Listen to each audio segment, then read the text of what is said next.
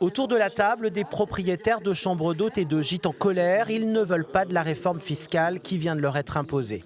Ce sont vraiment des gens qui n'étaient pas de terrain qui ont fait cette loi. On a eu l'impression d'être mis dans un seul bloc avec cette loi anti-Airbnb et qui ne nous concerne pas, nous, petits propriétaires. L'abattement fiscal applicable à leurs biens loués vient d'être réduit de 71 à 50% du chiffre d'affaires, dans le prolongement de ce qui a été aussi décidé pour les locations de meublés du style Airbnb.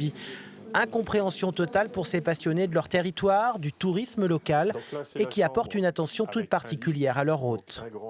Nous ne faisons pas du tout le même métier. La différence, c'est que nous recevons les gens chez nous, on les accueille à notre table, je fais table d'hôte et donc je mets en valeur tous les produits locaux. Je suis en contact avec des gens qui produisent du cognac. On invite nos clients éventuellement à visiter des producteurs de cognac ou producteurs de yaourt qu'ils mangent le matin sur notre table au petit déjeuner.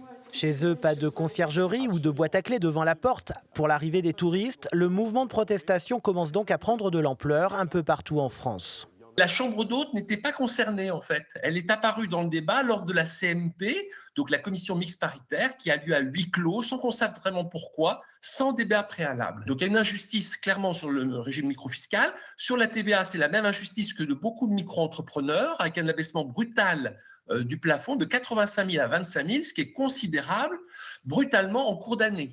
Des décisions sans concertation qui commencent à faire écho chez les politiques. C'est dommageable en fait pour tout ce territoire. Certainement que sur les zones tendues, La Rochelle, l'hypercentre, les Minimes, etc., ça s'entend. Sur des zones rurales, ça s'entend moins. Bon, ça a été minimisé. Ça aurait pu aller encore beaucoup plus loin. On a réussi à sauver, je dirais, entre guillemets, les 50%. Ça aurait pu être inférieur, effectivement. Une réforme fiscale qui pourrait par ailleurs encourager certains propriétaires à ne plus déclarer l'ensemble de leurs recettes.